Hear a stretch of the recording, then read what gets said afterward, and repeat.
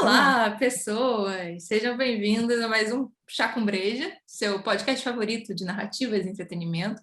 Hoje temos o quê? Uma convidada que já veio nesse podcast e, inclusive, foi um dos nossos episódios mais vistos, entendeu? Nossa, Então, é mesmo. foi Total. Letícia Helena, roteirista e jornalista, não sei se mais algum ista, já temos mais algum ista Algo mais? ler algo mais. Não, eu faço outras coisas de escrita também, mas essas acho que são as mais legais, assim. E o papo hoje, assim, da última vez a gente falou sobre mulheres psicopatas, para não ficar bem muito longe, a gente está falando de insanidade hoje, insanidade na ficção, em personagens e tal, então linha de interesse, né? Estamos seguindo aqui a ler a nossa convidada especial para assuntos tabu. Entendida do tema, vamos chamar assim?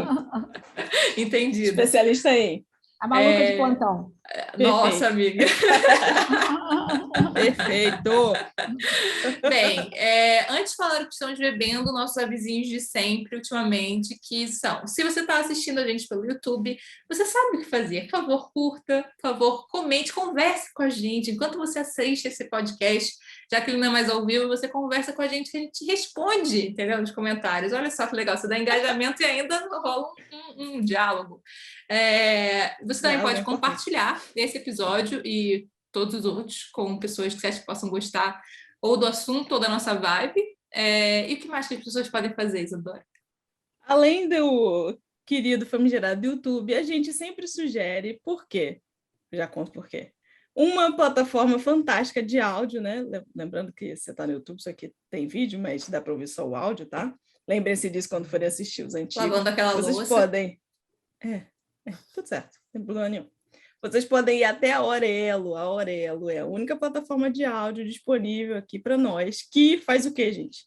Paga os criadores de conteúdo, nós aqui, Letícia, inclusive. Letícia também é criadora de podcast, vale dizer. Vale dizer. É a única plataforma que paga os criadores de conteúdo pelo trabalho que a gente faz. Por mais que isso aqui seja divertido, mas seja um hobby, de fato pensa no trabalho, né? Pensa nas compensações, pensa no além que a gente pode ir, se a gente entender isso como uma coisa a mais. Então, só o que você tem que fazer é baixar o aplicativo da Aurelo e não precisa, inclusive, fazer assinatura. Você pode até fazer, mas você não precisa fazer as assinaturas para ajudar. É uma plataforma que a cada clique que você dá, cada vez que você ouve, se você for ficar muito viciado em ouvir a gente falando, você pode ouvir o mesmo várias vezes. Senão, a gente tem uma quantidade que eu já não me lembro mais de episódios. A gente está chegando nos 40, amiga. A gente está chegando nos 40, finalmente. 40 episódios, cada um quase 1h30 no mínimo, talvez. Fique à vontade, ó.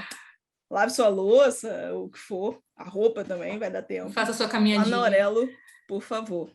É isso. É isso. Então, agora podemos ir para a parte boa, que é o que estamos bebendo? O que você está bebendo, Letícia, para acompanhar a gente hoje? Eu estou bebendo Coca Zero, que é meu vício. Pronto. Respeita. A gente respeita, inclusive eu trago constantemente refrigerante, porque hoje em dia a gente grava às vezes de manhã, né? E não dá para tomar cerveja de manhã, assim. Eu tenho meus limites. E você, Isa? Qual é o chá da vez? O meu chá... Eita! O meu chá... Nossa Senhora! Gente, é aquele chá de gengibre. Pronto, é um chá do mate-leão. Quem não sabe, né? O mate-leão, aquele da garrafinha, do leãozinho laranja, que vem de mate mesmo. Também tem a linha de chá, porque, né? Mate, chá, por aí vai. E esse meu de hoje é um que eu já tomei antes, que é aquele que tem gengibre, especiarias e beterraba. Yes. Eu não sei. Eu não sei, mas é bem legal. É especial. Bem, não é nenhuma bandeira especial, só sei que só tem e eu acho legal falar. Tem gosto de beterraba? Não.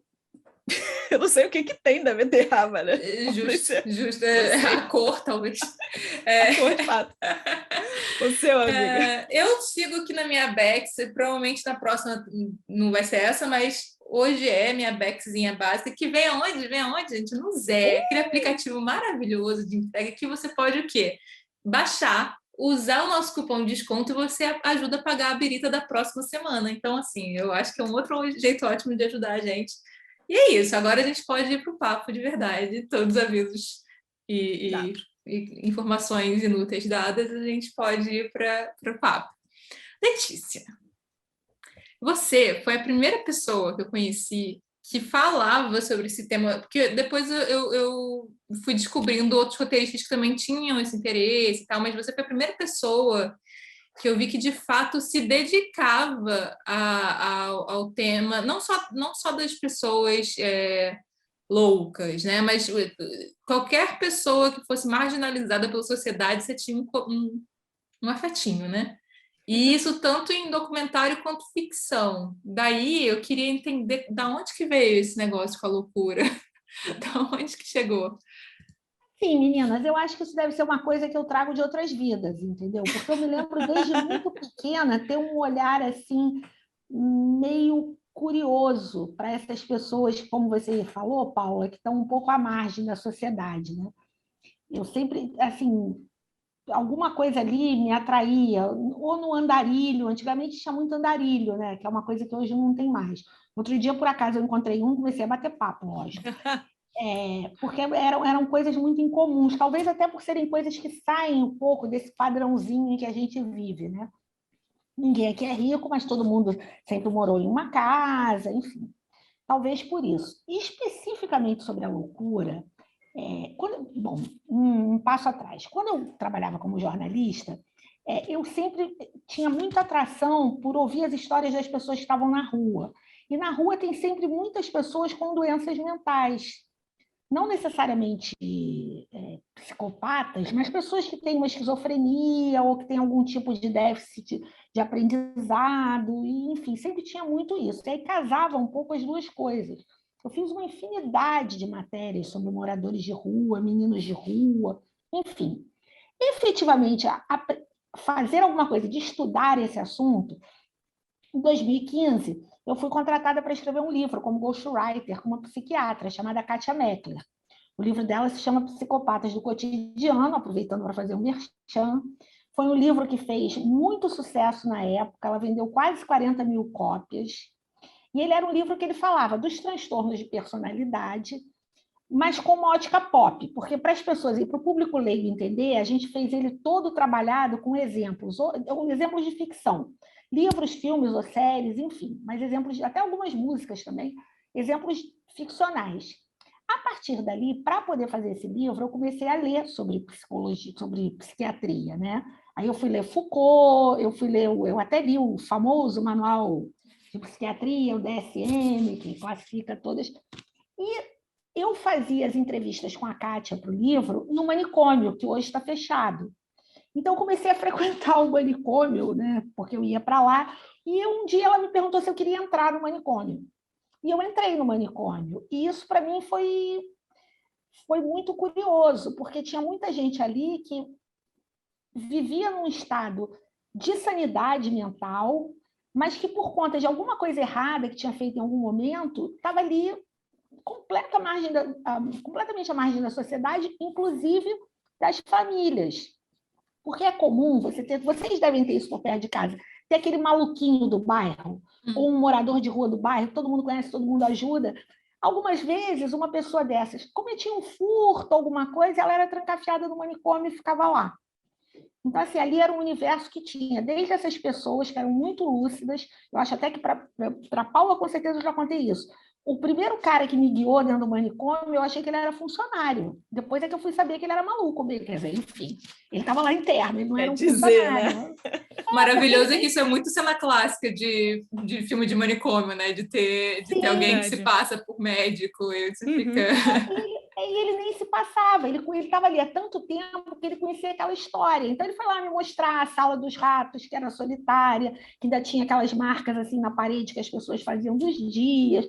Levou para ver, ele já estava morando numa casinha lá dentro, porque já estava no processo de ressocialização, que deveria ter começado muito antes, levou muito tempo para começar. E assim, eu fiquei fascinada com aquilo, mas completamente fascinada. Falei, gente, e mais fascinada ainda porque a Kátia, que era psiquiatra e que era diretora do instituto, não entrava no manicômio porque ela não gosta de maluco. Ela não é assim, o maluco assim, registrado, o maluco que é maluco mesmo, esse não é o tipo. Porque assim, ela diz que esses ela não tem como ajudar, entendeu? Porque são pessoas que têm uma condição médica que você só tem remédio ou tratamento. Uhum. O fascínio dela era justamente pela pessoa má.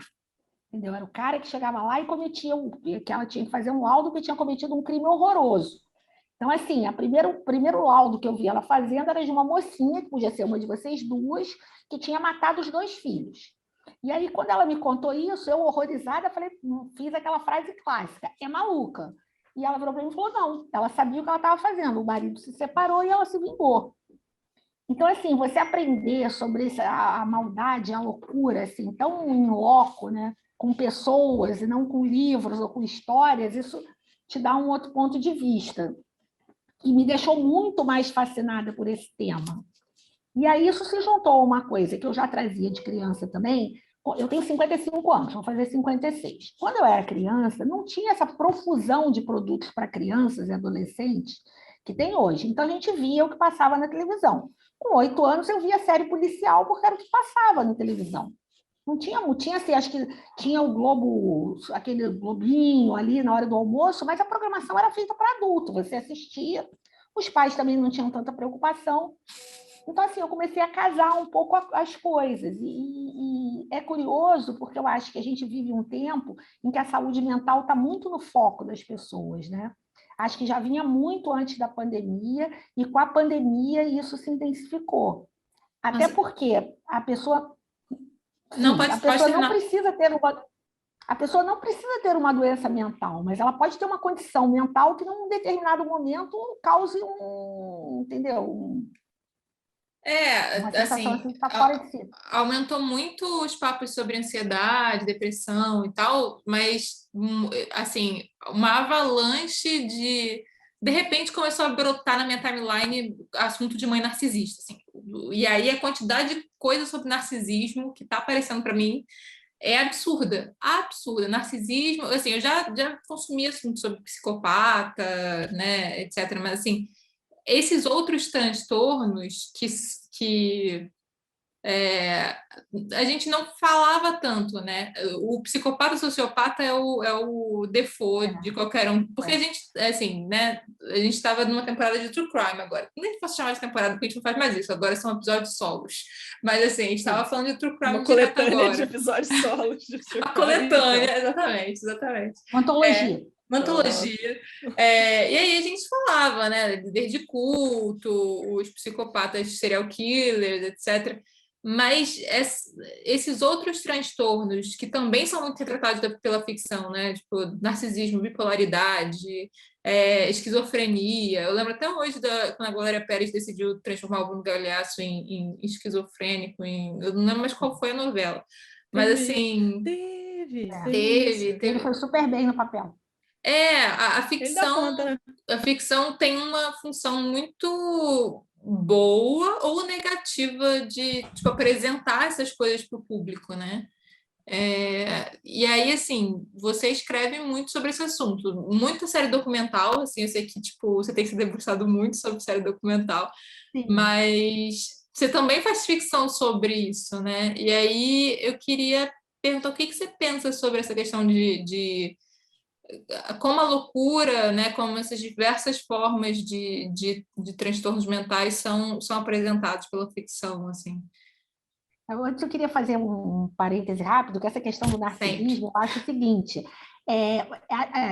a gente vive a era dos narcisistas, isso é um fato, assim, a Kátia fala isso com muito mais propriedade porque ela estudou, porque, assim, é uma era em que a exibição está no auge, né? Então, você olha as redes sociais, é um festival de narcisismo, a minha comida é mais gostosa, o meu cabelo é mais bonito, a minha boca tem mais ácido hialurônico, são as coisas mais absurdas. Então, assim, a gente vive a era do narcisismo mesmo. O que eu acho é que, de um tempo para cá também, virou um certo modismo você querer justificar certos comportamentos com algum tipo de transtorno mental. Ou você é mal educado, ou você é mimado, ou você é mal criado, ou qualquer coisa, mas isso é atribuído a um transtorno. Tem coisas que elas são exageradas a um ponto, porque, assim, o que faz essa diferença, né? Todo mundo é um pouco vaidoso, todo mundo, né? Tem raras pessoas, talvez o Dalai Lama não seja, sei lá, raras pessoas que não são. O problema é quando essa vaidade ela é tão grave na sua vida, ela é tão forte na sua vida, que ela se torna um transtorno para você ou para quem se relaciona com você. Então, assim, a questão da mãe narcisista, ela vem muito desse lugar em que até que ponto o narcisismo daquela mãe ele se torna um problema para o filho ou para o marido. E aí a gente não vai falar aqui sobre isso, mas é um pouco, por exemplo, me parece o caso da bebezinha do Itaú. Né?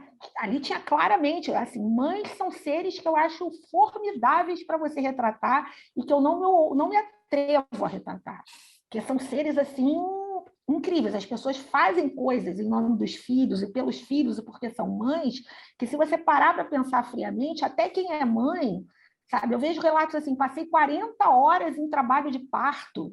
Poxa, já inventaram anestesia, sabe? Não vai alterar a sua relação com a criança, não altera, sabe? Isso Então, assim, as mães narcisistas, né? A história do bebê, aí ela mostrava para a família, aí começou a mostrar para todo mundo, aí, lógico que o seu orgulho de ter um filho bonito, inteligente, todo mundo quer ser bonito e inteligente.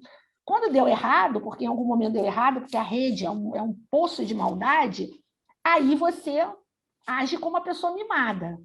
Essa brincadeira eu não quero, mas foi você que desceu para o play. Então, assim, eu me pergunto, até que ponto aí vai o narcisismo ou vai uma mistura ali de coisas, né? De criação, de mimo, enfim. O que eu fico vendo, que não são só mães, né? Pais também, pessoas podem ser narcisistas, né? Inclusive, a maioria dos líderes de culto que a gente estava falando na semana passada são. Semana passada não, na retrasada. Semana passada foi sobre pânico satânico. Tem essa coisa do narcisismo, mas o narcisismo vai justamente nesse lugar do... Começa a atacar o outro, né? Você começa a minar o outro para o seu próprio ego. Então tem uma coisa mais que vai além do só quero aparecer, né? Quero ser o centro das atenções e tal. Começa a ser meio sanguessuga, né? Tirar o do outro primeiro. É isso, entendeu? É você sugar o outro. Então, assim, isso é uma coisa. A questão da doença mental, eu acho que ela é curioso, porque eu fico muito observando isso, como a gente tem um padrão muito de observar, que quando a gente fala em audiovisual, né, ou fala também em literatura, o que os americanos fazem. Esse é o padrãozão brasileiro por conta da Netflix, evidentemente. Ali você vê que o americano ele tem uma tendência a jogar a doença mental no lugar do crime. Quando você pega, por exemplo, tem uma produção audiovisual que eu acho incrível, que é a francesa, como os franceses são muito analisados, você vê como eles trazem a doença mental para um outro lugar, um lugar mais do cotidiano.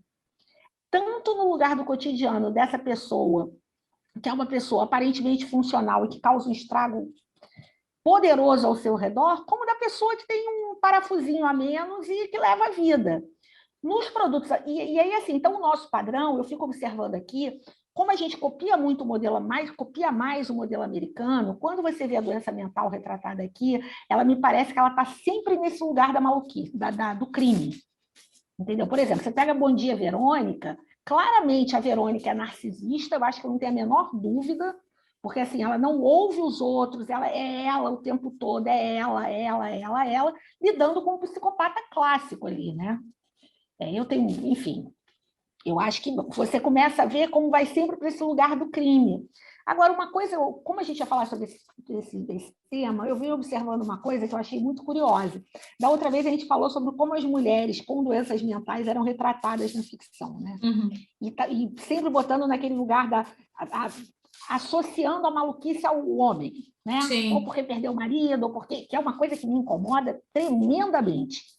Agora, é curioso que eu estava vendo essa semana, eu não acabei de ver, o Inventando Ana, que é baseado numa história real e é uma série da Shonda Rhimes. E ela tem um olhar feminino sobre isso no seguinte sentido. Tudo bem, ela, claro, ela era uma manipuladora, uma sociopata manipuladora, enfim. Mas ela também, o namorado joga muito com a vaidade dela na competição, em benefício próprio. Então, eu achei que inverteu um pouco esse papel, entendeu? Ela não é uma coitada que foi levada aquilo por um homem, mas ela teve, sim, um homem por trás dela, manipulando as emoções dela, que não sei se intuitivamente ou se claramente percebeu isso, porque eu não avancei tanto na série assim, para manipular aquilo em favor dele.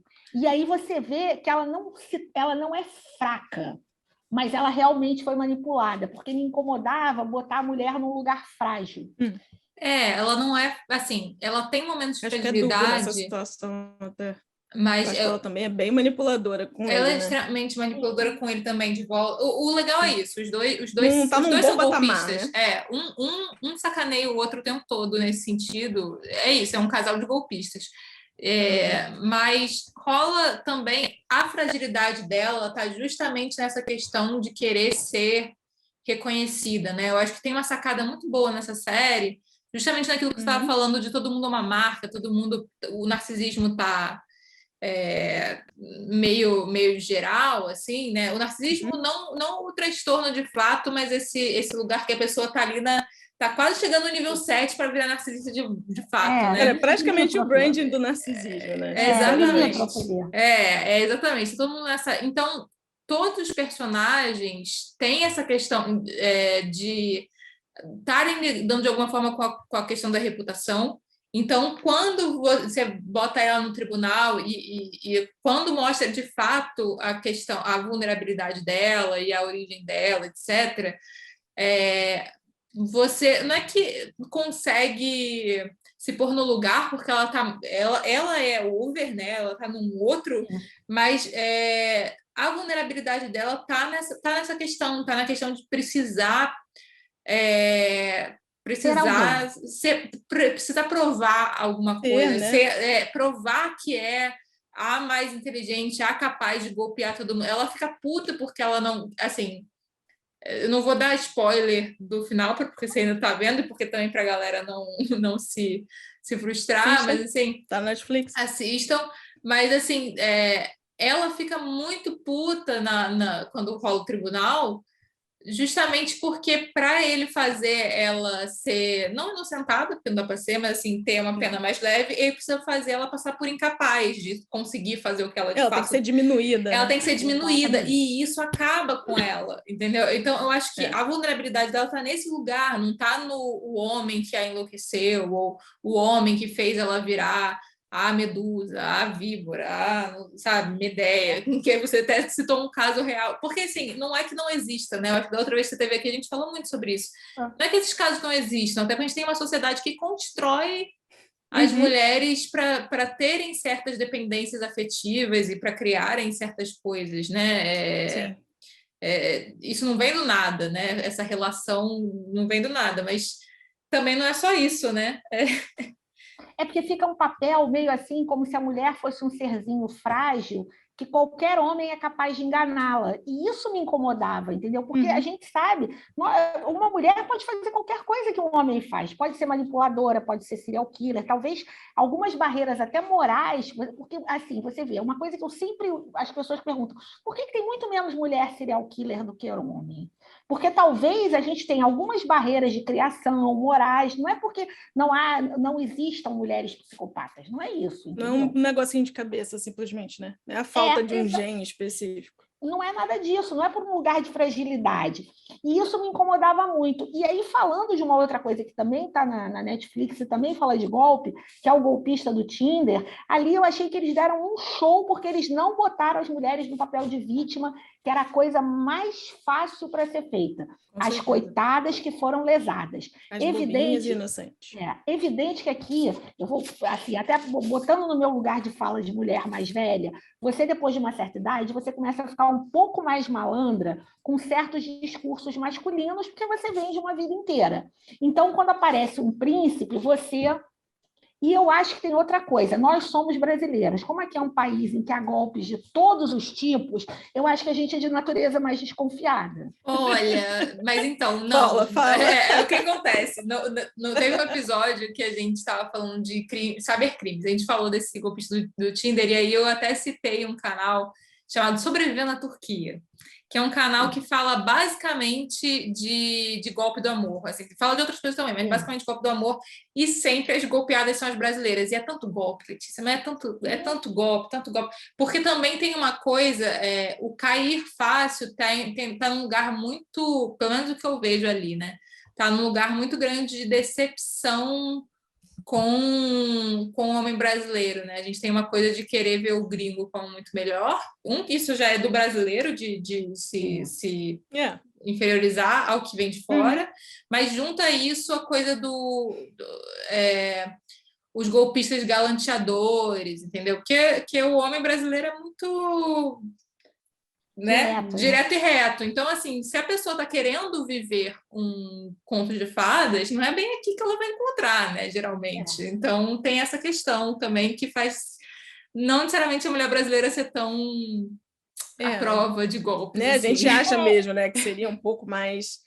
Porque eu acho, enfim, em teoria, e aí falando em especial desse documentário, que a gente passou 1h30, né, já falando, mas vamos continuar, por mim tudo bem.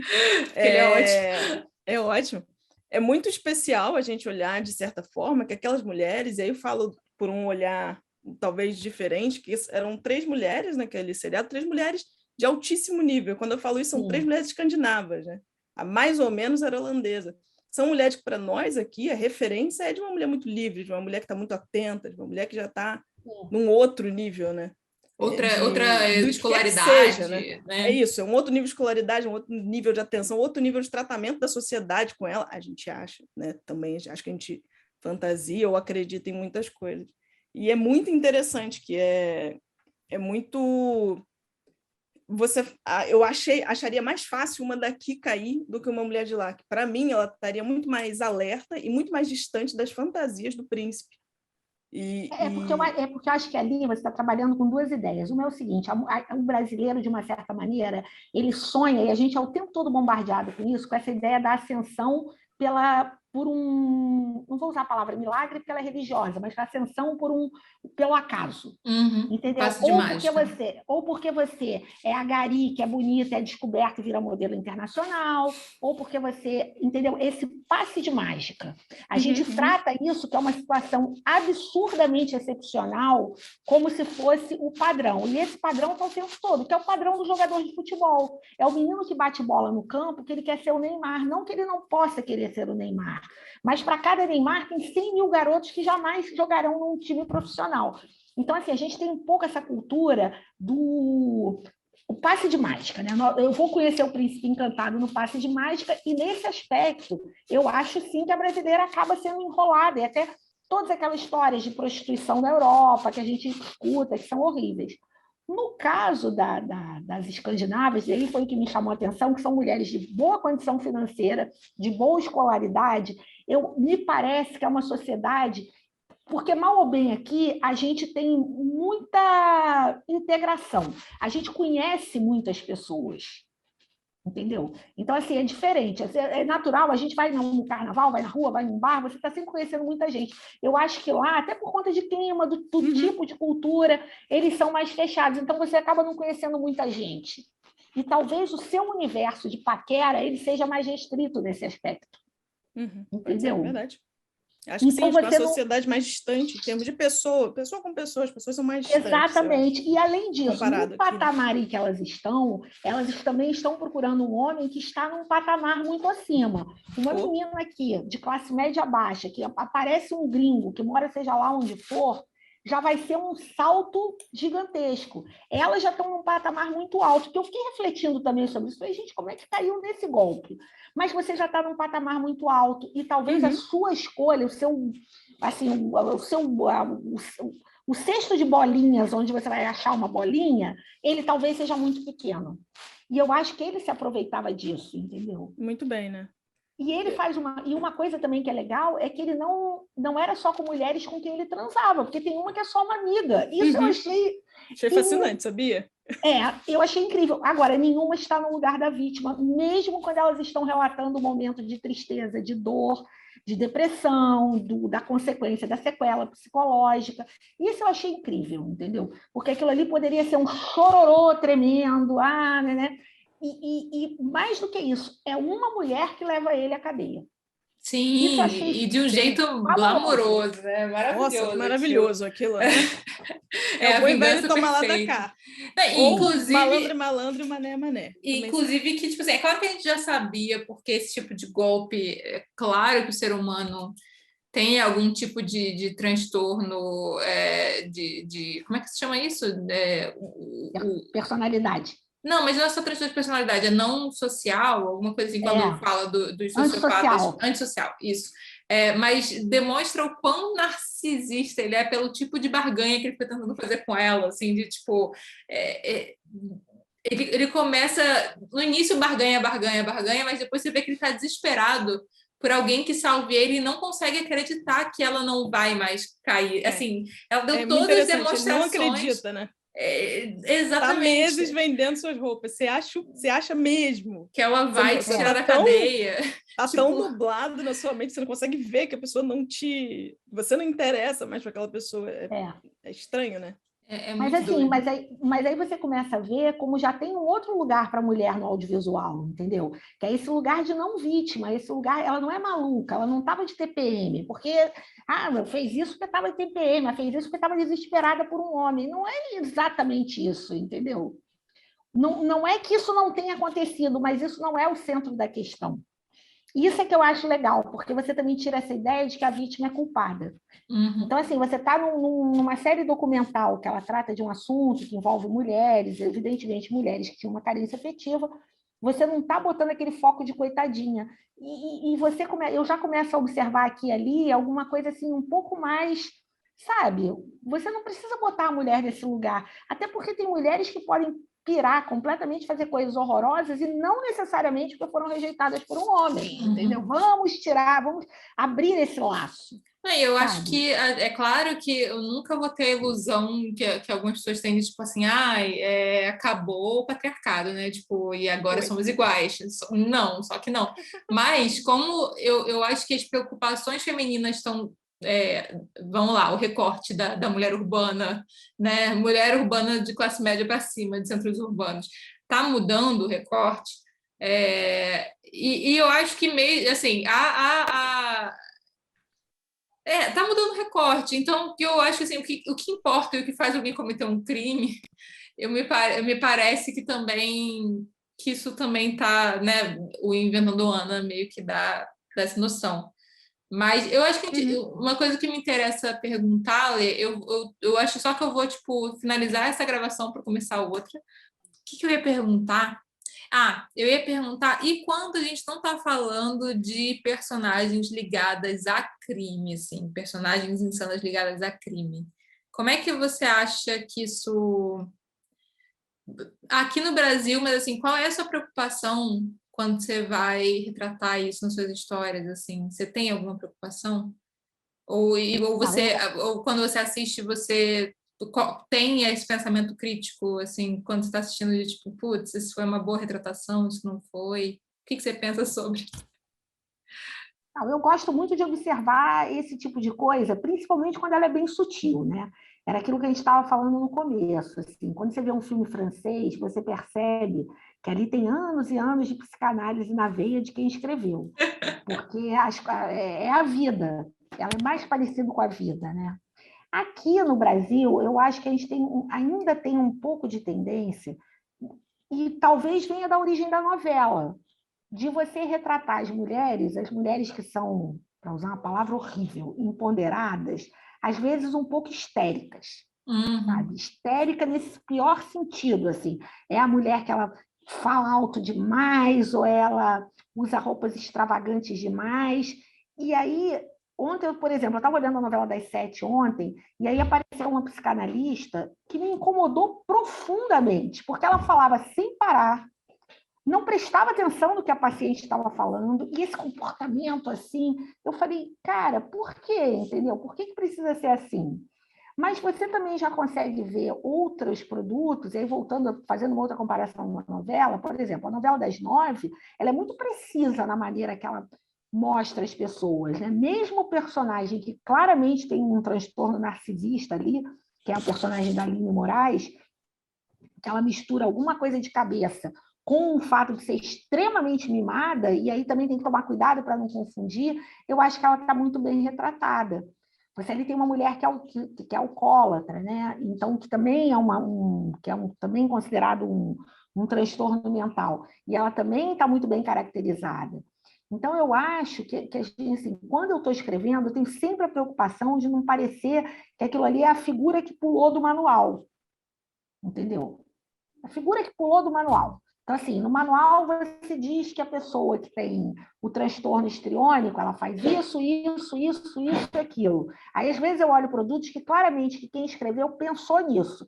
Então, é como se fosse, entendeu? Um Vai dando avatar tique, que né? é... Tem isso, foi. Exatamente, é um avatar, não é uma pessoa. Aí, para dar um exemplo de um filme que eu acho que tem 2 filmes que eu acho que tem uma caracterização muito precisa assim, de transtornos mentais. Um é aquele filme A Esposa, com a Glenn Close e o Jonathan Pryce. Eu acho que ali você consegue entender perfeitamente como uma pessoa narcisista como ele destrói a vida dela. Só que ela também é uma pessoa que tem um transtorno muito claro, que é um transtorno evitativo, que é o que a gente chama de tímido, né? Você vê que ela vai se apagando. E aí, quando você faz a junção desses 2 casais, ele é um sanguessuga e ela é uma pessoa que, para sobreviver, ela gosta de ser sanguessugada. Né? Porque dizer que gosta de ser sugada vai parecer outra coisa. E você vê como eles criam uma dinâmica que é ruim para os dois. Porque eles são interdependentes, mas não é uma coisa de loucura ali, não tem ninguém jogando objetos na parede, não tem nada. Você vai vendo como constrói isso. É porque eu acho que filme... o jogar objeto na parede, você não precisa ser louco para jogar, né? Isso é uma Exatamente. coisa Você também, tá né? E vai lá e taca o objeto, entendeu? Verdade. Você não mostra assim, essa loucura, essa loucura como uma expressão de raiva, né? E tem outro filme que eu também acho muito legal, que é um filme chamado Olhos Grandes, que conta a história de uma pintora americana, que é a Amy Adams, que faz essa Tim pintora. Burton. Isso, e ela é casada com... Ela se apaixona pelo magnífico Christopher Waltz. E também tem esta lógica. Ele é magnífico, ele é um ator, assim, também tem essa lógica. Ele e o typecasting dele. Ele é claramente narcisista e ela tem essa personalidade evitativa. E aí, o que acontece? Eles criam uma dinâmica ali em que ela está sempre se colocando num lugar de vítima para ele, que ao mesmo tempo que dá a ele o prazer de ter alguém que se submete a ele, também cria a armadilha dele não poder se livrar daquilo. Porque a gente tem uma tendência também a achar que só o transtorno, que isso nem existe, né? Que só a pessoa que tem um transtorno mental, que ele é mais ativo, ela causa problema. Mas você estar com alguém que se faz de vítima o tempo todo, inclusive, isso também causa problema. existem formas de narcisismo que tem a ver com isso, né? Com a pessoa que está o tempo todo se vitimizando para você e tal, né? Então, assim, se a gente parte para um outro grande apreciação da vida humana, que é o Big Brother, você olha ali, tem uma menina dentro da casa que ela está o tempo todo no papel da vítima. A minha vontade é ir lá e dar na cara dela. Sabe, pegar e lá dar na cara dela. Puxa, que coisa chata, porque ela se torna chata para os outros. Se eu não quero criar uma relação tão profunda com você, eu quero ser sua amiga, eu tenho um relacionamento superficial, eu vou imediatamente me afastar daquilo, porque eu sei que se eu colar ali, ela vai, entendeu? Vai virar uma parasita, uma planta parasita em mim. Então, você começa, assim, eu acho que no Brasil a gente vive muito o momento de tentar criar personagens com mais profundidade. E, naturalmente, você vai falar das condições mentais de cada um. E não necessariamente você precisa ter um transtorno. Você pode botar uma pitadinha de alguma coisa ali que é um pouco exagerada, e isso já dá um outro sabor ao personagem. E até porque, assim, eu acho que quando a gente começou a falar de saúde mental, tem pouquíssimo tempo, né? Se a gente para pensar, né? Historicamente, não tem nem 10 anos que a gente está começando a tocar nesse assunto como sociedade de fato, né? E aí, quando a gente fala de saúde mental, pequenos desequilíbrios são o suficiente para um arco de personagem, né? E às vezes os pequenos desequilíbrios também são o início de coisas mais complicadas se elas não são tratadas, né? Com certeza. Então, não necessariamente a pessoa precisa ter nascido com algum transtorno para desenvolver alguma coisa, né? Então, são coisas que eu acho que quanto mais a ficção tratar, mais... o problema é como trata, né? Que aí é exatamente o que você está falando de qual é a... Eu acho que também a falta de normalização né, do desvio mental, vamos falar assim, né? Do não considerado normal, porque isso também não existe, né? Não, a gente pode dizer o não considerado padrão. Não considerado padrão, pronto. Isso também tem que ser bem cuidadoso, né? Porque Sim. pode gerar visões bem equivocadas, né? Por exemplo, quando você pega um filme como Cisne Negro, eu acho que ele fala muito da doença mental de uma maneira muito lúdica, porém muito clara. Entendeu? A dualidade do cisne branco e do cisne negro no Lago dos Cisnes e toda a complexidade do personagem e que a Natalia Portman dá ao personagem é uma maneira muito legal de você pensar um pouco sobre isso. Você pensar, a Natalia, aquele personagem, ele é um personagem borderline. Muita gente achou que era bipolar, mas não é, ele é um personagem borderline. Ela tem emoções muito alternadas, assim, né? Ela vai do amor ao ódio muito rapidamente. Quando você pega um outro filme que eu também acho que discute a doença mental de uma maneira magnífica, que é o Coringa, eu acho que esse filme discute de uma maneira mental como você não prestar atenção nos sinais, a gente não ouve os outros, a gente não, como assim, esse mundo do narcisismo, a gente não presta atenção como às vezes um comportamento narcisista, ele tem uma coisa muito mais grave por trás. Ali no Coringa tem tudo ali, entendeu? É o sistema de saúde pública que não funcionou com ele, é o sistema social que não funcionou com ele na relação com a mãe e com os padrastos. Tudo deu errado.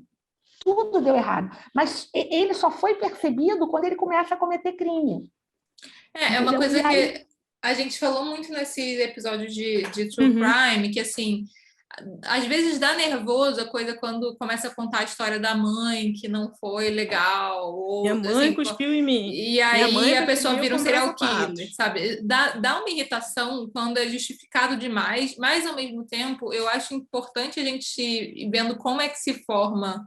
Porque não é todo psicopata que sai matando os outros, né? Então, assim, como é que se forma isso, né? Então, eu acho importante nesse sentido que você está falando. Entender em termos de sociedade, de fato, né?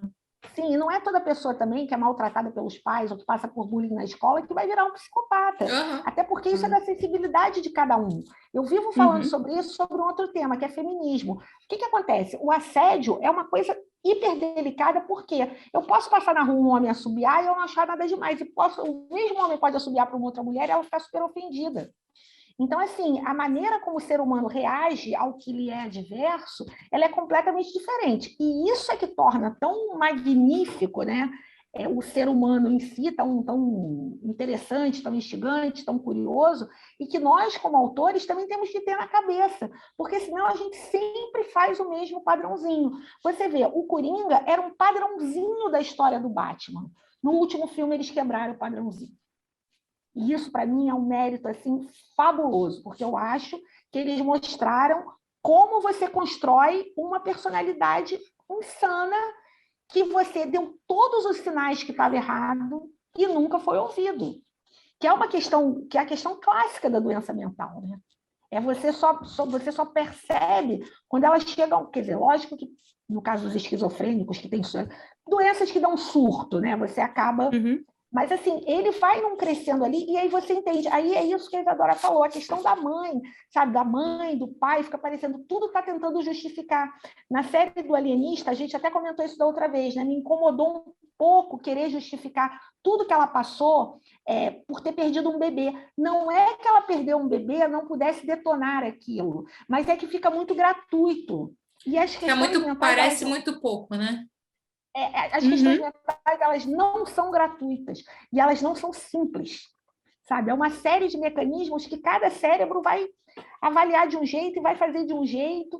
Então, por isso também é que, como aqui é tudo muito superficial, a gente não tem tanto hábito da psicanálise, da psiquiatria, a gente não frequenta tanto, né? Não é um povo tão analisado. Às vezes eu vejo, assim, produtos na França em que essas características elas ficam muito visíveis.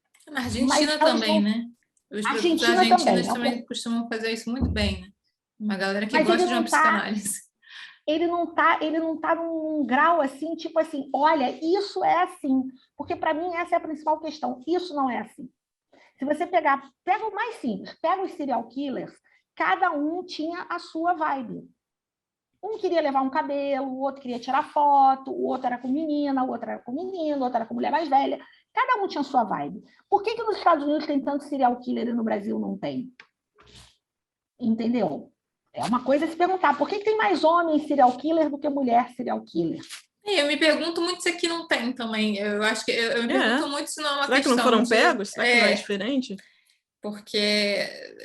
É porque eu acho que tem uma coisa a ver com repressão. Você acha? Eu acho. Vai lá, sua teoria. Antes da saideira, eu gosto, quero saber. A gente fecha depois do Prime bem. Eu acho que a gente está caminhando para ser uma sociedade muito repressora como a americana, né? Por conta dessa questão do neopentecostalismo que vem aí. Então, assim, eu acho que essa cultura brasileira, até por conta do clima, enfim, de você estar sempre muito pelado na rua, as pessoas transam com mais liberdade, nunca foi assim tão... Às vezes eu vejo assim, coisas passadas nos anos 50, nos anos 60, nos Estados Unidos, tinha uma repressão ali que não era exatamente igual aqui, sabe? A gente sempre teve um pouco mais de liberdade nesse aspecto. Até por não ter uma cultura religiosa tão opressiva e por não ter uma cultura... Exatamente, por não ter uma cultura capitalista também tão pesando tanto, né? Essa necessidade do sucesso, que é uma coisa muito do capitalismo americano, você tem que ser bem-sucedido. Isso é uma coisa que está virando moda aqui e muito até nas redes sociais. A gente era colonial antes, né? A gente não era capitalista, era um outro tipo de... É verdade. A gente era colônia. Não, e assim, você não ser uma pessoa bem-sucedida, você não estar na televisão, você não estar nas redes sociais que tem agora, isso não era exatamente um problema. O que a pessoa queria era ter o seu sustento, cuidar da sua família, era uma ambição menor, né? E lá sempre teve muito essa coisa, o sucesso, o self-made, principalmente em cima dos homens, né? Sempre teve muita pressão. E a pressão pela masculinidade, a figura do cowboy, né? Aquele cara, o lobo solitário, que tudo resolve, a coisa mega cafona, muito cafona, mas muito, é cafona num grau assim, acho que é por isso que eu não gosto de filme de bang bang. Porque eu olho aquilo e falo, gente, que coisa mais... Tipo, jura? Sabe? E assim, não é que eu não gosto agora, que eu fui buscar entender mais sobre o feminismo, eu nunca curti isso, eu achava, gente, eu ando sozinho ali dando tiro a esmo, que coisa mais... Sabe? Não me interessava aquilo, mas isso cria uma pressão, e eu acho que essa panela de pressão, uma hora você explode. O que acontece? Aqui é muito mais fácil você pegar uma arma e dar um tiro no seu vizinho, mas você vê muito menos histórias como daqueles caras que sequestram meninas e ficam 10 Fica anos... no porão, sei lá quanto tempo. Umas coisas que você não vê tanto isso. Eu acho que tem uma diferença cultural. A questão aí, do poder, né? O provar a masculinidade. Até porque aqui eu acho que existe uma coisa... a coisa do ter que provar, é claro que a gente tem também, mas eu acho que é muito dado a coisa do homem machão e tal, assim... Acho que sim, é muito fácil. Eu acho que eles não precisam... Eu acho que a atribuição de macheza, né? É muito mais fácil. Exatamente. Não agora, é um lugar que talvez, precisa né? conquistar. Agora, talvez. talvez. Já está. Porque eu não aguento mais ouvir homem dizendo que está se sentindo ameaçado, assim, tipo, só dá nervoso, dá vontade de virar o olho. Mas assim, aqui a gente tá daqui a pouco eu acho que a gente vai ter uma explosão de serial killers que guardam mulheres no porão, porque tá nessa vibe, eu acho né? que sim. Tá muito até porque eu acho que tem incomodado. E aí, talvez acrescentando o que você estava falando, acho que tem uma coisa, digo isso também pelo excesso, talvez, acho que dá para usar a palavra excesso atualmente, de podcast True Crime e outros, o excesso e a quantidade de justificativas que, além de criações e personalidade de cada um, ou o que for, ainda tinham eu mereço uma mulher e a sociedade me deve. Ou eu simplesmente odeio as mulheres porque elas nunca me deram a atenção que deram para fulano, que era jockey, que era lindo e eu não era. Então, não é que isso simplesmente não existe aqui, mas talvez a gente chegue num momento agora, e aí calma, tá, gente? Você tá ouvindo isso aí, não precisa correr para as colinas, que não vai explodir um bueiro de serial killer amanhã, eu acho. Calma, tá tudo bem, mais ou menos. Eu sinto que, em termos de...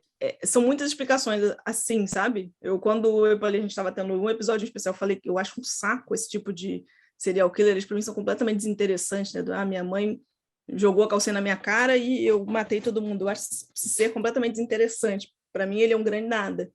Né? Eu até gosto de ver as pistas, de entender como é que a polícia pegou ou não, mas no mais ele não me interessa tanto. Mas eu acho que a gente talvez esteja criando esse momento. E essa fala, isso que você está falando, tô me sentindo ameaçado, pelo quê, gente? Não, eu acho assim, duas coisas. Assim, uma coisa é fazer o mérito. Ao longo da nossa história, sempre teve. Assim, uma coisa que eu falo também é o seguinte: caráter não é uma condição de gênero. Né? Eu conheci ao longo da minha vida mulheres incríveis e mulheres horrorosas. E conheci homens incríveis que eram muito melhores e muito mais feministas do que muita mulher que eu conhecia. Né? E aí hoje eu me pauto pelo seguinte: o corpo das minhas personagens, elas fazem o que elas quiserem com elas. Então, se elas quiserem lavar e passar para o marido, não venham me dar lição feminista, porque a minha personagem tem o direito de ser essa pessoa.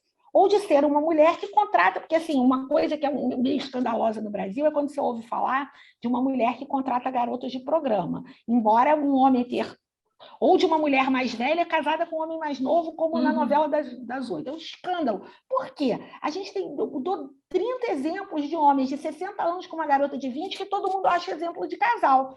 Mas por que não faz o contrário? Não tem sim. Aliás, eu até acho mais... Enfim. Mas, então, assim, porque aí eu acho que já joga para outro lugar. Sabe? Já joga para esse lugar patriarcal, de você querer ter uma mocinha para você, entendeu? Para te rejuvenescer. Ele prestar favores, uma pessoa que não vai discutir nada com você, enfim. Mas, assim, então eu acho que tem... E essa questão do crime, né, desse homem que você viu, tanto na chacina de Realengo, quanto em Suzano, quanto aquele cara que matou as crianças na creche ano passado, que você já começa a ver isso, eu acho que ele está muito mais num lugar de menino mimado que não sabe levar não, o que é uma coisa diferente. Entendeu? É muito diferente de você... Porque, no fundo, a gente tem que compreender que há pessoas que são chatas, há pessoas que são desinteressantes, há pessoas que são muito... Quero na thumb isso. Quero na thumb. Assim, presta atenção. E você vai conhecer um cara. O cara é uma mala sem alça. Desculpa, ele pode ser bonito, ele pode ter dinheiro. Se você não tiver esse interesse assim, de fazer ter um relacionamento por grana... Você, desculpa, sabe? Eu tô para conhecer, assim, nesse aspecto, falando de um serial killer muito famoso, o Ted Bundy era um cara interessantíssimo, sabe? Ele estudava, e aí você se deixa envolver. O do maluco lá do Tinder também. Agora, você olha os garotos ali, né, nesses serial killers americanos, realmente você entende porque, como é que as mulheres rejeitavam eles, porque eles eram pessoas chatas, desinteressantes, que não tinham o que falar. Como há muitas mulheres chatas e desinteressantes que precisam entender uma coisa: tomar um fora não significa que o cidadão que te deu um fora é um cara machista. Você pode... Pense, sabe, que você pode ser uma pessoa chata. Pense que você pode não ter interessado, o que você conversa, o que você fala não é interessante. Não fica, sabe, tentando... Letícia criando o episódio mais polêmico do Chá com Brejo. Não, na verdade, Letícia está criando as melhores camisetas do Merchan. Eu fico louca quando eu vejo assim, tem uma vaga de emprego, aí concorrem rapazes e moças, aí o empregador escolhe um rapaz. As moças sempre acham que elas não foram escolhidas por ser mulheres, quando não necessariamente. O foda é que, assim, a gente, inclusive, estava falando disso no episódio passado, que era de Pânico Satânico, porque existem teorias da conspiração que são baseadas em verdades, no caso, né? Sim. E existem teorias da conspiração que são completamente estapafúrdias. Quando você tem uma verdade muito real misturada com coisas que são complexas, você saber se aquilo é... Tudo bem que o lance do culpar o Satã eu acho meio difícil, mas tem gente que, né, para aquela... Se você acredita que a Bíblia é literal, não é tão difícil assim, né? Eu acho que está na mesma situação aí, que é assim, a gente vive uma realidade que de fato é patriarcal, a gente vive uma realidade que de fato mulheres executam a mesma função e são pagas muito menos. Isso é real. Então, assim, fica muito difícil, às vezes, a pessoa saber se é porque ela é chata e aí ela não foi selecionada, ou porque pensaram, o cara nunca vai engravidar, entendeu? E não dá para saber. Você não pode, eu acho assim, presumir, né? Pensando como roteirista, a sua história nunca andará para frente se você ficar presa nesse ponto. Sim. Aí é que tá. Eu estou pensando assim, se eu crio um personagem, eu acho que você... vou pensar, eu criei uma personagem que ela acha que o mundo está contra ela porque ela é mulher. Você tem uma coisa que é fato, as mulheres ganham menos, as mulheres muitas vezes são preteridas porque engravidam, né? Tem todo esse contexto, às vezes a mulher no ambiente de trabalho vai ser alvo de certo tipo de brincadeira, né? Olha, De essa assédio semana... mesmo, né? Vamos lá, de assédio. A real é isso, Vamos é dar assédio. nome. Pode Enfim, dar. mas que para muitos é considerado como brincadeira, um Brincadeirinha. homem não seria. Ok, mas se você fica o tempo todo batendo nessa tecla, você nunca fará uma autocrítica, Sim. entendeu? E às vezes um pouco de autocrítica não mata.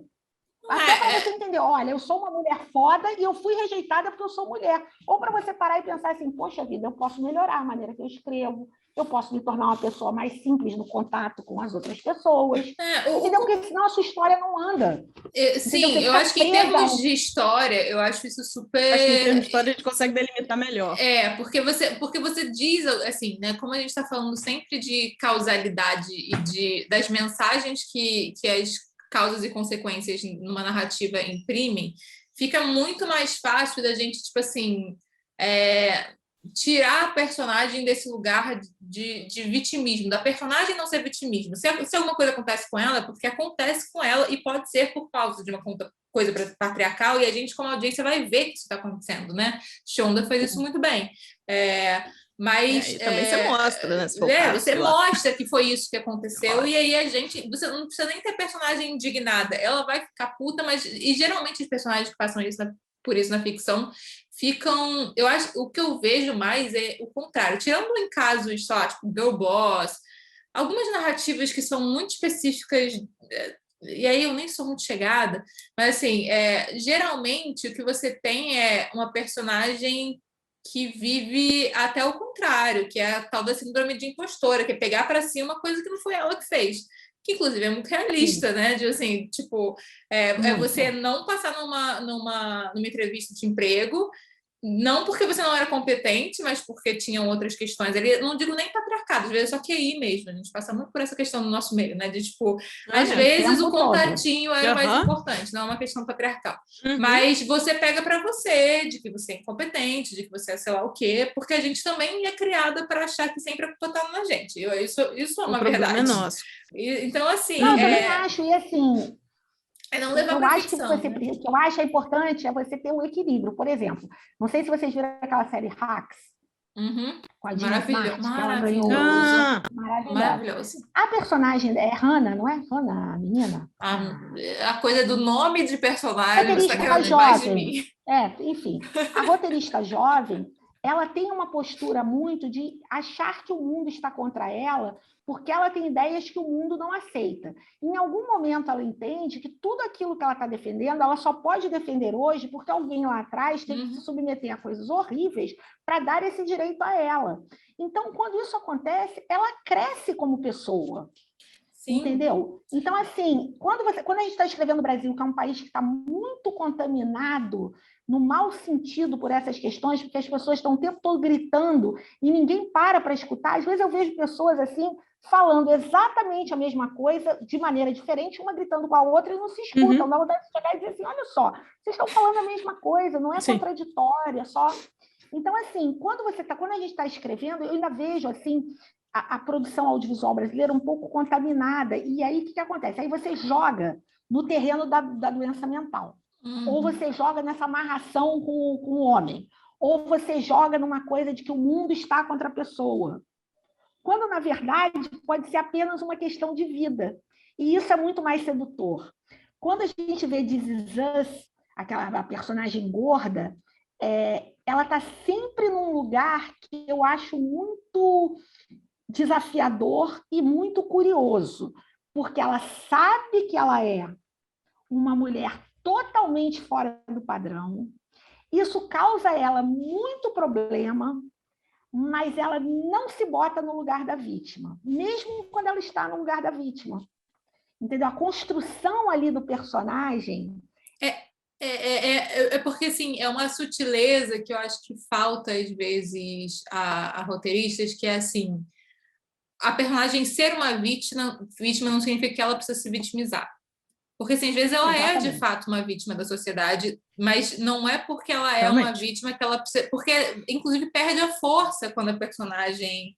Porque uma coisa é ela saber que ela está sendo vítima da sociedade. Porque você não precisa... Ela não só se conformar, mas trazer para a personalidade dela isso como o que ela é, isso enfraquece muito em termos de personagem, né? Em termos de gente também, porque a gente, sinceramente, dá nervoso alguém que não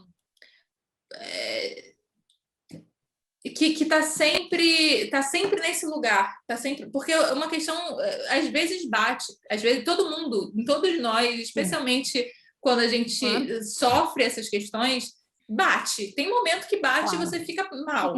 Mas se você está sempre trazendo para você a coisa da vítima, torna uma personagem que não dá nem vontade de gostar, porque cadê o objetivo? Né? Cadê a causa? Cadê O que vai se fazer com isso? O que você vai fazer com isso? Exatamente. E aí é isso que você está falando. Eu queria dar um exemplo de uma série brasileira que, para mim, eu tenho 2 séries brasileiras que eu acho que elas são acima da... Não vou falar da Globoplay, porque tem Sob Pressão e Segunda Chamada, que eu acho que estão num outro patamar. Mas das séries em geral, tem 2 que eu acho que elas são muito acima. Uma é Dom, série policial, lógico, por tudo, assim, pela Constituição da Favela, por tudo. E a outra é Manhãs de Setembro. Eu acho que Manhãs de Setembro é um marco na dramaturgia brasileira. Primeiro, porque ela trata uma questão de gênero sem a questão de gênero ser o problema, sem ser. Ela é uma mulher trans e pronto, acabou. Ela tem um namorado e segue, vida que segue, né? O fato dela ser uma mulher trans traz uma questão do passado para ali e vida que segue. Nessa série, quando você olha a caracterização dos personagens, e eles estão num mundo ali em que é muito fácil você ser vítima, né? Porque assim, você é pobre, você está quase no limite da invisibilidade. É aquilo, você é isso, você é. Em termos de sociedade, você tá ali, você é, né? Isso pode ser considerado. Exatamente. E essa série, assim, a gente até fez no nosso podcast, a gente fez um episódio sobre ela, porque eu fiz um curso com um dos roteiristas, com o Marcelo Montenegro. E a gente entrevistou ele, eu entrevistei ele, foi ótimo. Tem uma cena nessa série que eu acho que, assim, todo roteirista brasileiro deveria assistir aquela cena, não é nem uma cena da Cassandra, é uma cena boba. É uma cena entre as 2 crianças, em que a menina fala para o menino assim, minha mãe vai fazer pista. E aí ele fica meio assim, ela fala, você não sabe o que é fazer pista? Ele não sabia. E assim, e aí você vai ver aquela mãe, que é uma mãe prostituta, ela é uma mãe super amorosa, faz tudo por aquela menina, não sei o quê.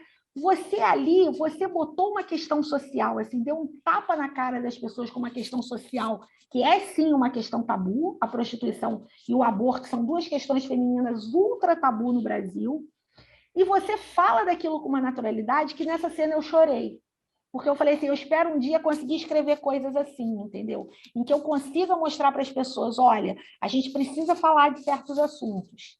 A gente está falando de um assunto super tabu com 2 crianças. Mas a gente não precisa gritar sobre esse assunto. A gente pode falar de uma maneira delicada, entendeu? Todo o tratamento da Cassandra, ele é muito delicado nesse aspecto, sabe? Ela é uma mulher que está vivendo um problema com um filho que ela teve que ela rejeitou. Então, assim, e aí você tem um personagem que é uma mulher golpista, que é o personagem da Karine Telles, e que ela dá golpes para sustentar o filho, como muitas mulheres brasileiras devem fazer, porque tem que se virar muito, porque são mães solo. Você tem tantas questões ali, sem estar, em momento algum, gritando. Assim, o meu objetivo de escrita é esse, é eu falar de coisas que são muito sensíveis sem gritar com ninguém.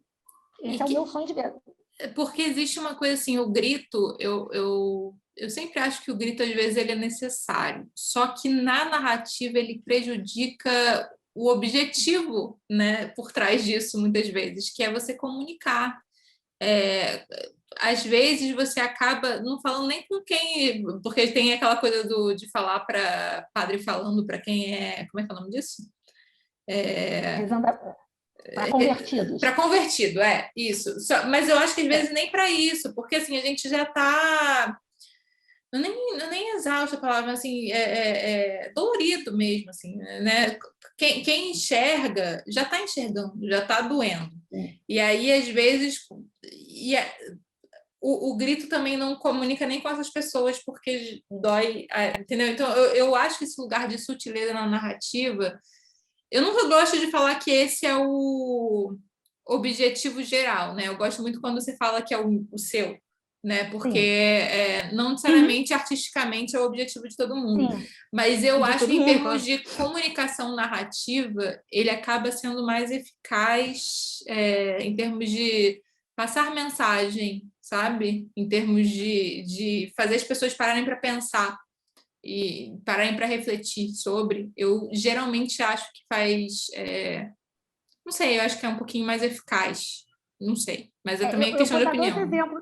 Eu vou dar 2 exemplos aqui. Um é do próprio Manhã de Setembro. Tem uma cena em que a Cassandra grita. Quando ela vai buscar o negócio que ela esqueceu no ônibus, e aí o cara do ônibus faz uma piadinha de mau gosto com ela, ali ela grita, ali ela se impõe. Porque ali passou do limite, entendeu? Ali tá certo. Aquele grito ali é aquele grito catártico que você tem vontade de ir lá e dar um supapo na cara do cidadão, entendeu? Falar que babaca. Ali o grito ele é muito pertinente. Mas quando você vê, por exemplo, uma série que, para mim, é uma série icônica, que é Olhos que Condenam, essa é uma série que qualquer pessoa que assista aquilo e não saia dali pensando nos jovens que estão dentro das cadeias brasileiras, a pessoa pode levar um diplominha de insensível, porque não é possível. Não é possível. E, no entanto, eu já vi essa série 2 vezes. Tem uma vez que a palavra racismo aparece nessa série, que é quando o advogado está decidindo a estratégia que ele vai usar e ele fala, eu acho que eu não vou usar a questão do racismo. Acabou. Não precisa falar. Está ali na sua cara, você está vendo. O drama está ali. Você está com sutileza. É uma história muito emblemática também, por tanto erro, né? Eles não ficaram ressaltando que a promotora era branca, que na época... Tá claro, né? A gente está vendo. Está mostrado, entendeu? audiovisual. Tá claro. Quando a Cassandra briga com o cara na garagem de ônibus, o cara é um babaca, ela tem mesmo... Qualquer uma de nós faria aquilo. O fato dela ser uma mulher trans não está como uma questão ali. Ela é uma mulher sendo ofendida por um homem que reage. Entendeu? Então, assim, esses momentos, você tem razão. Eu gosto do lugar da sutileza, mas eu acho que ela também não é uma sutileza chapada. Todo mundo é bonzinho, todo mundo é calminho, não é isso. É porque sutileza também não é sobre ser chapado, né? É justamente sobre você saber ser cinza, né? Saber se apropriar da humanidade. É você entender que o mundo ele não é preto ou branco. Ele pode ser. Essa semana tinha uma discussão no Big Brother, estava todo mundo assim, todo mundo fala que a Natália é arrogante, mas arrogante é a Jade. E eu pensando aqui, por que a Jade e a Natália não podem ser as duas arrogantes? Não é oposição o tempo todo. Eu acho que a grande questão é por que elas são tratadas de formas diferentes, né? Sobre isso, na verdade. Sobre isso. Todo mundo certamente pode ser arrogante, sem dúvida. Sim, ou não, de preferência. De preferência não. Exatamente, entendeu? E, assim, e também, me desculpa, também para mim não tem justificativa, ela é arrogante por isso, ela é arrogante por causa daquilo. Para quem está lidando com a pessoa é igualmente difícil. O que você vai fazer é que talvez, quando você escutar o que levou aquelas duas àquele lugar, talvez uma você tenha empatia, porque você percebe que tem uma justificativa tem uma justificativa. A outra é só uma questão de ser mimada. Exatamente. Mas, assim, no convívio ali, eu falei, gente, as pessoas convivendo na casa com uma pessoa que não dá bom dia, que dá passa fora o tempo todo, que dá patada em todo mundo, isso é irritante, desculpa, sabe? E que muda de opinião em relação às pessoas, né? Na Fazenda teve uma questão de borderline, se não me engano. Que também, cara, você lidar com uma pessoa borderline num confinamento deve ser insuportável.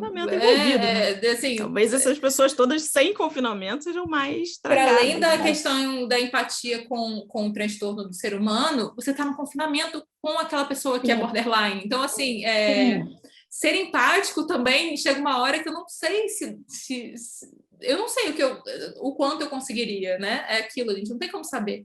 Eu não consigo, alguém ia saber ferido, com certeza. Não ia ser... penso logo em dar na cara, né? Pegar a dar na cara. Gente, eu vou interromper. Eu também não, é por isso que eu não me candidato a esse tipo de coisa. Não, tem outros motivos também, mas esse é um dos grandes. Eu vou interromper pela última vez, dessa vez consciente, porque não foi minha internet, para a gente poder fazer a saideira e aí a gente acaba para o Zoom não interromper a gente. Até daqui a pouco.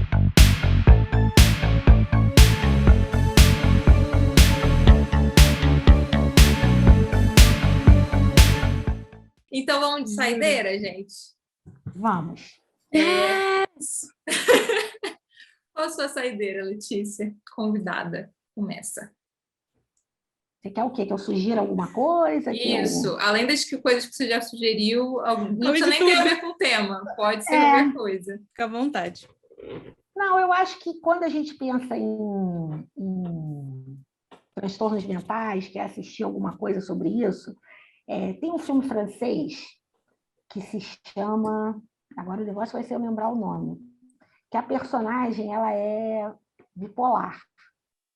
E eu tenho que lembrar o nome desse filme, meninas, tira isso. Vou pensar numa coisa mais óbvia que eu não vou lembrar. Tá, então, Isadora, qual é essa saideira? A minha saideira, eu queria dizer que é porque eu pensei muito sobre algum tipo de transtorno, algo do tipo, mas seria mentira. Eu estou há muitos dias para indicar, vários episódios para indicar, mas acho que como não estava no tema, eu segurei, mas hoje vamos fazer um link só para indicar essa merda logo, antes que eu esqueça. A Tragédia de Macbeth. Eu reassinei o Apple TV. É baratinho também, né? Não precisa ficar com essa mesquinheza toda. Para assistir e vale cada segundo, vale as interpretações incríveis de todo mundo que estava ali presente, que eu me lembro o nome, que eu não me lembro. É o primeiro, acho que um dos primeiros filmes que um dos Coen, dos irmãos Coen, dirige sem o outro irmão, que um está fazendo teatro, na moda isso, teatro, inclusive, só que né? Gravado. Tá na moda, os irmãos que trabalham juntos. O irmão, minha irmã deixando o outro, e por mim tá tudo bem, porque isso deu super certo. Desculpa, Lana, porque Matrix não deu. Enfim, super outro episódio. Mas eu já vi alguns Macbeth, como todo mundo, né? Porque é das coisas mais copiadas não, mais reproduzidas. Mais refeitas, né? Refeitas, né? Não dá para falar mais em cópia. E foi um primor ver um filme tão cinematograficamente belo, sabe? Quando eu falo belo, eu sei que, como sou eu, vocês acham que ele é muito bonito. Ele nem é muito voluptuoso, né? Ele é bem expressionista, bem frio, bem liso, mas dá muito gosto. Eu ainda sou daquele tipo antigo, né? Que gosta de ver filme, que sente falta de ir no cinema ver filme. E você fica realmente se sentindo... Você fala, caraca, aquele filme que dá vontade de você ter feito. Uhum. Queria lembrar aqui também que é um casal bacana, Mr. Macbeth e Miss Macbeth, é incrível, eles não são mocinhos novinhos, né? Teve um semi-recente aí com a Marion Cotillard e o belíssimo Fassbinder. Ninguém se importa com esse filme, é super whatever. Vejam se quiserem, mas assim... Pode ser uma grande perda de tempo, tem aí algum streaming. Bacana ser um casal mais velho, bacana ver interpretações tão boas, não sei, eu tô impactada até hoje, talvez já tenha um mês que eu tenha visto esse filme. Talvez. Eu tô até hoje aqui falando, nossa, é sobre isso, é sobre isso aí. E é isso, acho que não sei se alguém ali era borderline, não, se alguém tinha problema de cabeça, acho que todo mundo ali era muito autocentrado mesmo, ganancioso, é uma questão de personalidade, ali não adianta tentar justificar, eu acho, né? Não sei se alguém pode dar as pessoas não precisa ser louca para ser mau caráter, né? Eu acho que isso, era filho da mãe, não tinha nada de ter mandado matar criancinha nenhuma, maior putaria, palhaçada é essa, o rei era bonzinho, matou por quê? Sacanagem, ganância, filha da putagem. E é ótimo, maravilhoso. Próximo. Você já sabe, Lê, qual é o seu? Não, duas coisas que eu queria falar. Uma é o seguinte, é uma série que teve muita gente que achou muito ruim, só teve uma temporada até agora, que é Freud. Eu não consigo chegar a uma conclusão se ela é boa ou ruim. Eu não consigo chegar a essa conclusão assim, porque como eu gosto demais do tema, eu acho incrível. Mas eu vendo com olhos assim mais narrativos, ela tem. Agora ela mostra uma coisa fundamental. Por que o Freud é tão importante na nossa sociedade? As pessoas tomavam choque, eram trancafiadas, eram submetidas a coisas horríveis, muitas vezes por coisas do tipo uma mulher que engravidou sem marido. Então, você vê um cara que parou e pensou e falou, isso aqui está tudo errado, sabe? No mínimo, eu acho que talvez as críticas das pessoas sejam por se tratar de uma série muito violenta, e ela realmente é muito violenta, mas eu achei bem boa, assim, para a gente entender, sabe, que psicanálise não é bobagem e que a gente precisa cuidar da nossa cabeça, porque quando a gente não cuidava da nossa cabeça, era selvageria. Então, eu acho que o Freud, de uma certa maneira, ele estabelece, ele tira um pouco a humanidade desse patamar da selvageria, o que enfim, essa série é muito legal e É a série que tem uma bruxa, não? Uma médium. Uhum. Eu acho que uma das questões é justamente essa, né? Porque assim, ele lidava com essas coisas, mas a série vai para uma abordagem de deixar o misticismo Sherlock muito Holmes. ambíguo. Ela vai por Entende o uma que eu quero coisa. dizer? Ela vai por esse lugar, Buddy. assim, que eu acho que as pessoas estavam esperando uma coisa mais científica, Cabeça. talvez, mas Cabeça. e mais menos pesar a mão no ocultista, embora o Freud fosse, porque eu sei da história dele, eu acho que ele era um cara dado a essas questões. Não sei, mas qual é a outra, Letícia?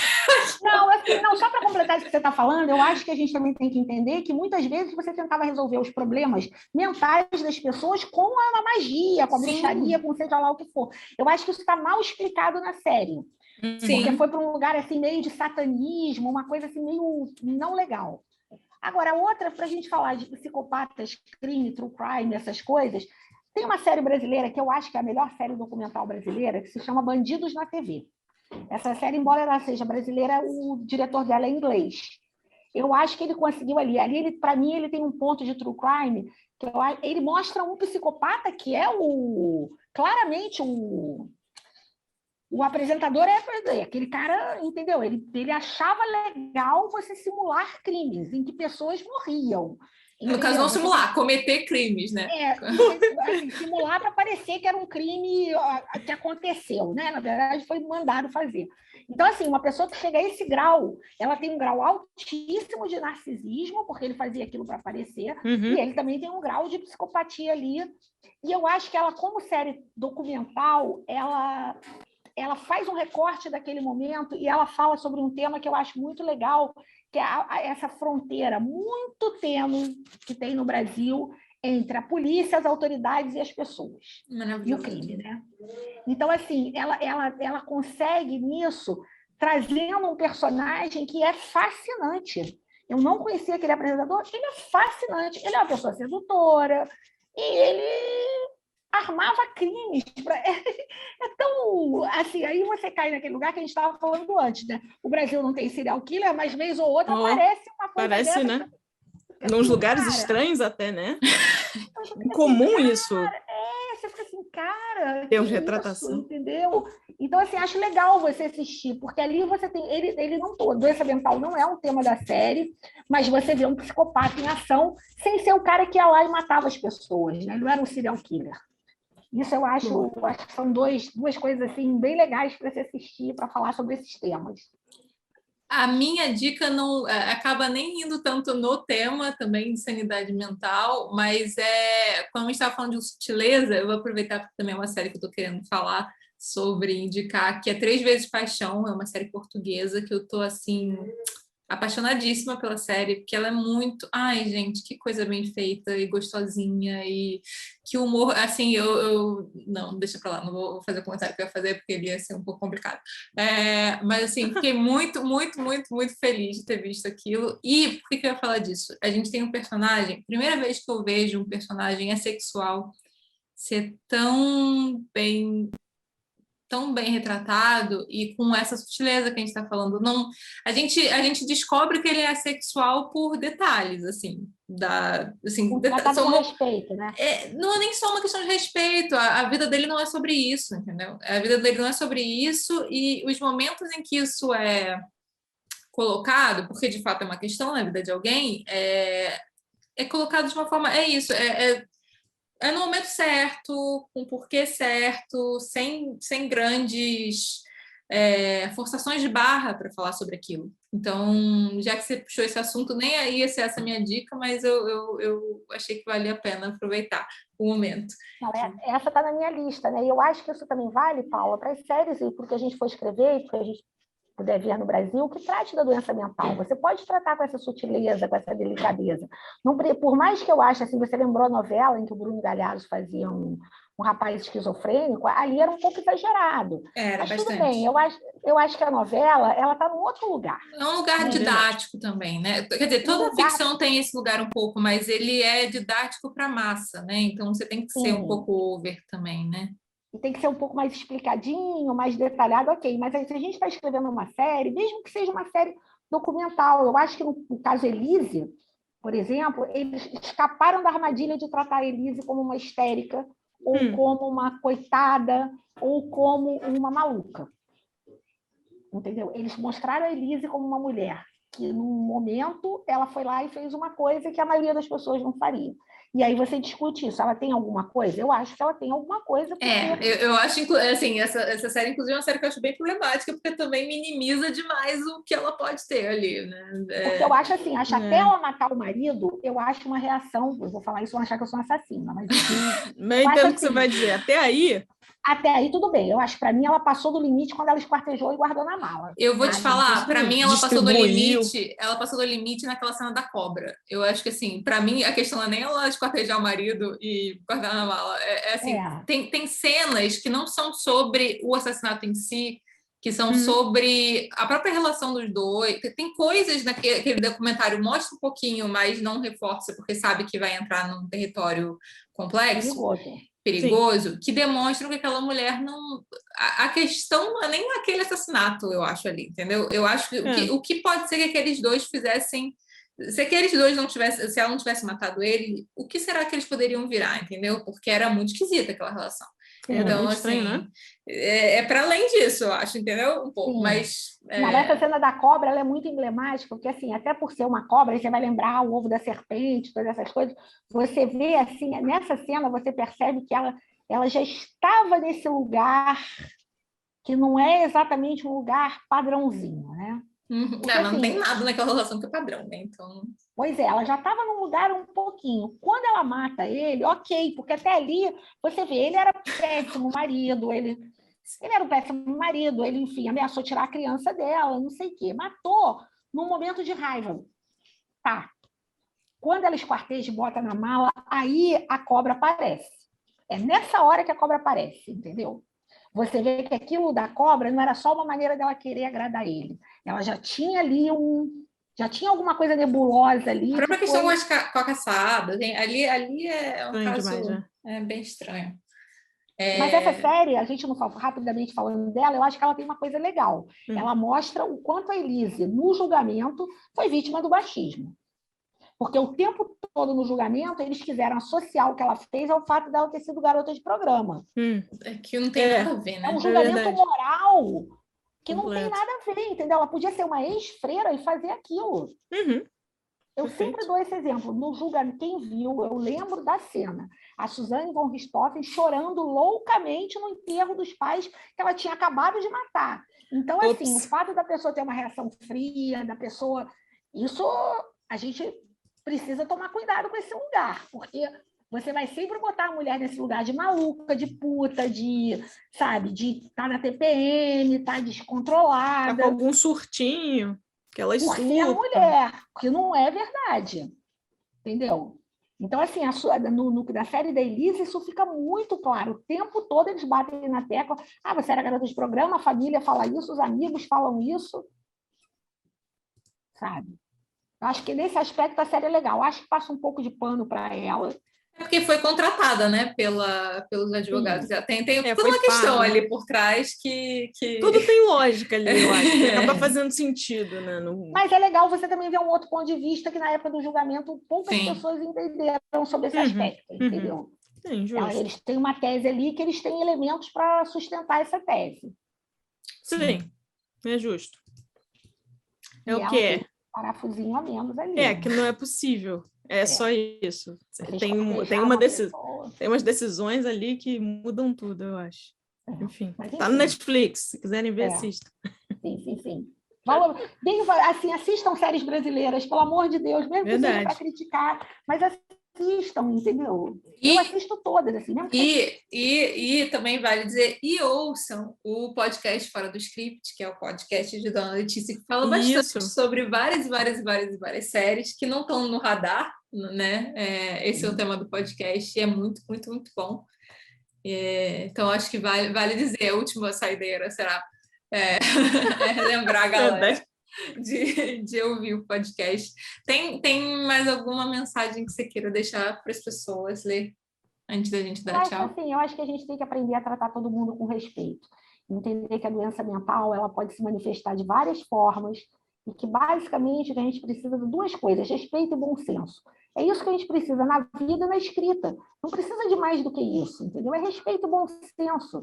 Você vai conseguir ter seus momentos de grito, seus momentos de falar o que você quer falar, e vai fazer as pessoas te ouvirem. Você precisa, o que a gente mais quer como escritor, como roteirista? É ser ouvido. Entendeu? E eu não preciso gritar para ser ouvido. Eu espero, né? Eu acredito nisso, eu não preciso. Eu tendo a acreditar nisso, até porque eu vejo muita coisa que não é assim. Então, eu acho que esse momento do audiovisual brasileiro ele vai assentar a poeira. Né? Pode ser que depois de novembro a poeira assente mais rápido e a gente vai conseguir falar as coisas que a gente precisa falar, que são coisas importantes, que a gente tem que falar com respeito e bom senso, sabe? Eu sempre penso assim, por mais que meu personagem seja um assassino, não sei o quê, a questão do bom senso no comportamento dele, senão fica, sabe, parecendo que saiu... Eu não escrevo distopia por causa disso, porque eu acho que eu não vou entender bem o que eu tenho que fazer, sabe? Enfim. Mas é isso, meninas. Ai, meu pai. Obrigada, Ale. Muito Adoro. obrigada por participar mais uma vez. Assim, é sempre... Obrigada pelo convite. É sempre Volte muito sempre, por favor. divertido. Ah, sim, última coisa, vou fazer a última saideira mesmo. Não virem as costas para as pessoas que estão dormindo na rua. Por favor, entendeu? Ande com uma garrafa d'água, um pãozinho, sobrou um pratinho de comida em casa, entrega alguém na rua, porque tem cada vez mais gente morrendo de fome nesse país. E a gente também não pode ficar só no Facebook achando que vai mudar o mundo, entendeu? Vamos, assim, sabe, sair das redes sociais e partir para a prática. Até porque isso te dá também muitos elementos para escrever. Porque quanto mais pessoas você conhece, mais histórias você é capaz de contar. Isso, entendeu? Ouvir é um exercício fundamental para quem escreve. Então, não é só falar, é ouvir também. Sempre. Meu momento brega